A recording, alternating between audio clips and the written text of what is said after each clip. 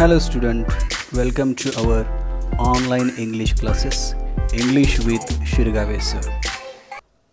Today we are going to discuss our second poem, Indian Weavers by Sarojini Naidu, Icebreakers.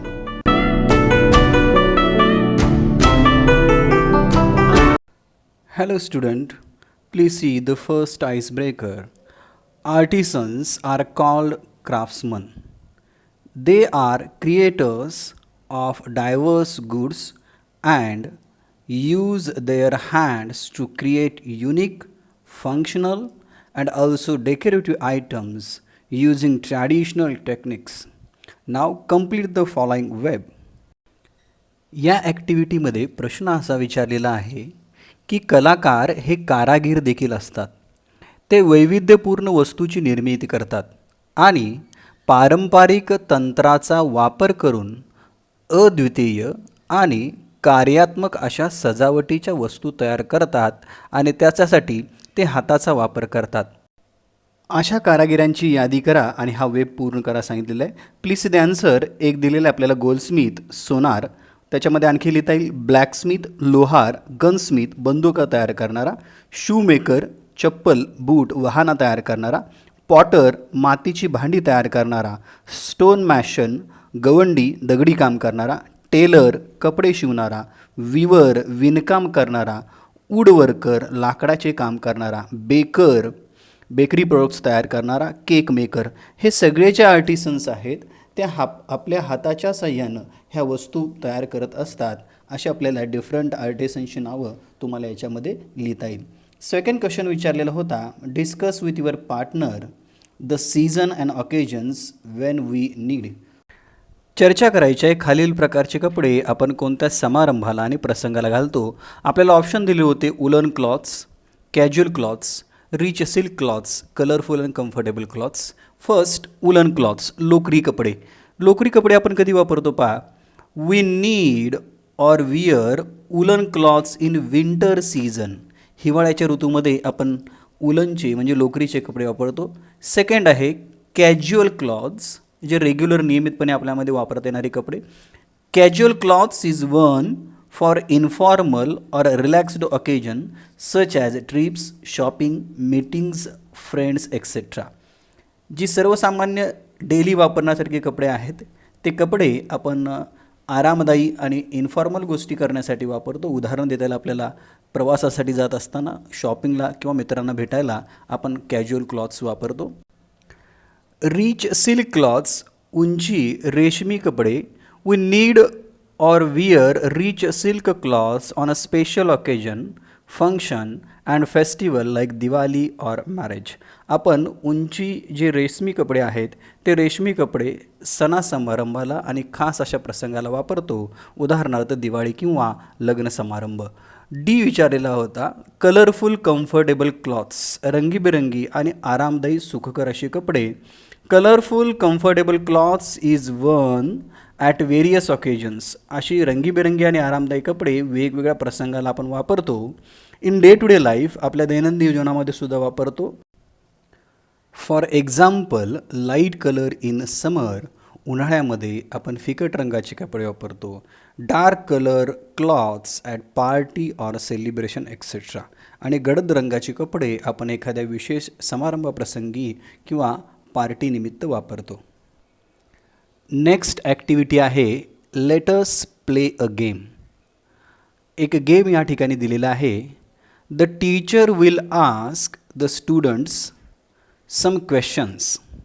Students will understand that there are some exceptions to the general rules. Let us start.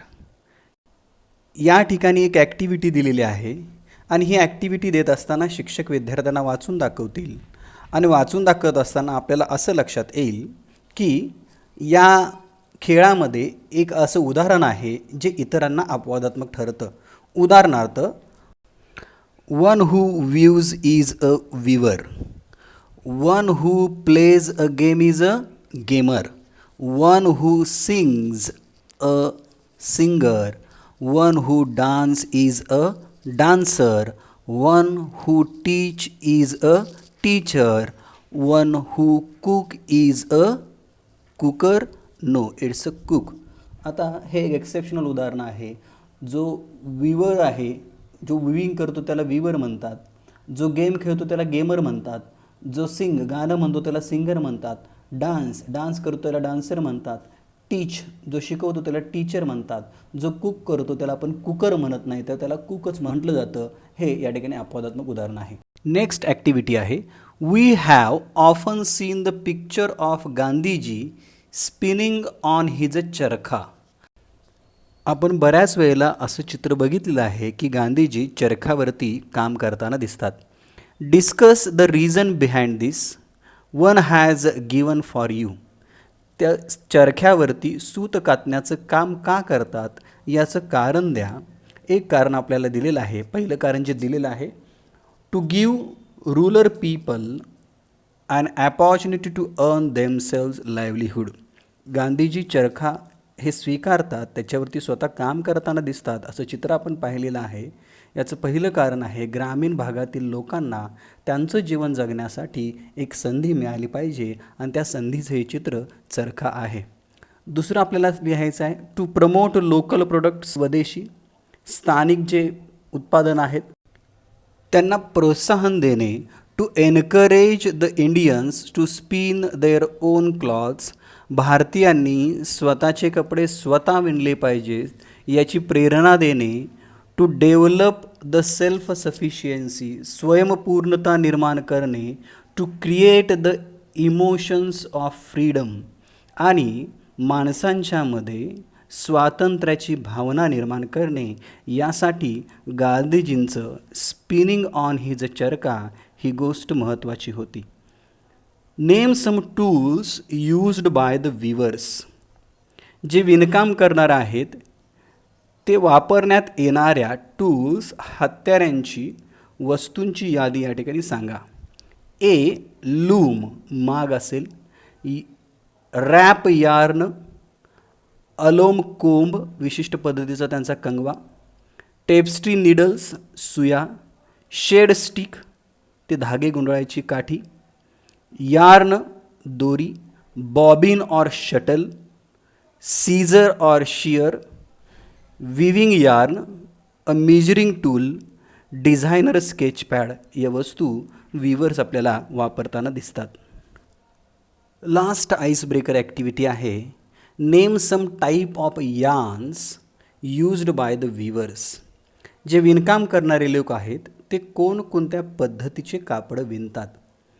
एक दिलेलं आहे linen, a fibres of the flax plant, वनस्पतीपासून तयार करण्यात येणारं. Silk, natural नैसर्गिक रेशीम कापड असेल. कॅशमेयर, मेंढ्यांच्यापासून तयार करण्यात येणारं. ॲनागोरा, सशाच्या लोकरीपासून तयार करण्यात येणारं. मरिनो शिप ऊल, मरिनो या मेंढीपासून तयार करण्यात येणारं कापड. आणि सिंथेटिक यार्न, कृत्रिमरित्या तयार करण्यात येणारं यार्न. या आईस ब्रेकर ॲक्टिव्हिटीनंतर इंडियन विवर्स या कवितेतील व्होकॅब्युलरी नवीन शब्द आपण बघूया.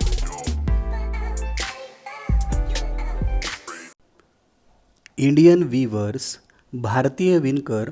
Vocabulary, weaving, interlacing threads to produce cloth, कापड निर्मितीसाठी केलेले विणकाम.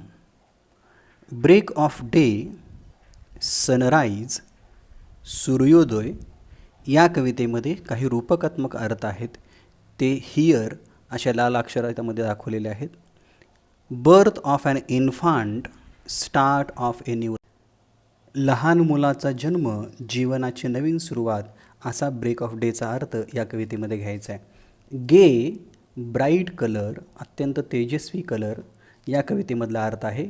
Denotes happiness or enjoy concept of birth. या कवितेमध्ये आनंदी आणि बाळाच्या जन्मामुळं झालेला आनंद. Halcyon, a bird in Greek legend generally associated with kingfisher. Greek दंतकथेमधील एक पक्षी आणि हा भारतातल्या खंड्या किंवा दिवर पक्षी या पक्षाशी साधर्म्य असणारा आहे. या कवितेमध्ये हॅपी, आनंदी असा अर्थ आहे. Wild opposite of TEM free, मुक्त किंवा पाळीव. Ropes dress cloth for baby or infant, लहान मुलाचे कापड किंवा वस्त्र पोशाख. फॉल ऑफ नाईट इव्हिनिंग, संध्याकाळ या कवितेमध्ये आहे. Second stage of human life, teen age years, मानवी जीवनातील दुसरा टप्पा किंवा किशोरावस्था. Bright garment fresh cloth, here marriage dress. Bright garment याचा अर्थ तेजस्वी कपडे, या ठिकाणी लग्न समारंभाचे कपडे. Plumes quills feather of birds, पंख किंवा पक्षाचा पिसारा. हिअर कवितेमध्ये अर्थ असा घ्यायचा आहे, रॉयल प्रेशियस प्राइजलेस, मौल्यवान महाग अमूल्य असे. क्वीन शब्दशः अर्थ आपल्याला माहिती आहे राणी, और ब्युटिफुल गर्ल या ठिकाणी ब्राईड असा अर्थ घ्यायचा आहे, नवरी मुलगी. मॅरेज वेल्स ब्रायडल वेल्स और चुनरी, नववधूची चुनरी किंवा बुरखा. सॉलेम सॅड सिरियस, दुःखी किंवा गंभीर. स्टील रेस्ट आणि स्टेबल, शांत आणि स्थिर. चिल एक्स्ट्रीम कोल्ड, अत्यंत थंड. परंतु कवितेमध्ये अर्थ आहे माणसाच्या आयुष्यातील तिसरा टप्पा म्हणजे मृत्यूजवळचा. व्हाईट ॲज ए क्लाउड, शब्दशः अर्थ ढगासारखा पांढरा शुभ्र, या ठिकाणी अतिशुभ्र आणि सिमिली अलंकार आहे यामध्ये. Funeral shroud a buried cloth for dead body to wrap, मेलेल्या माणसांसाठी गुंडाळण्यात येणारं कापड ज्याला आपण श्राउड म्हणतो. विद्यार्थी मित्रो, नेक्स्ट लेक्चरमध्ये या कवितेचं वाचन आणि आपण एक्सप्लेनेशन करणार आहे. हा व्हिडिओ आपल्याला कसा वाटला हे कमेंटमध्ये लिहून मला जरूर कळवा. याच्यानंतरचे सर्व व्हिडिओ आपण पहा, शेअर करा आणि सबस्क्राईब करा.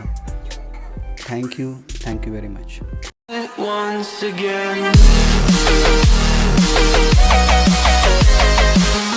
Please like, share and subscribe.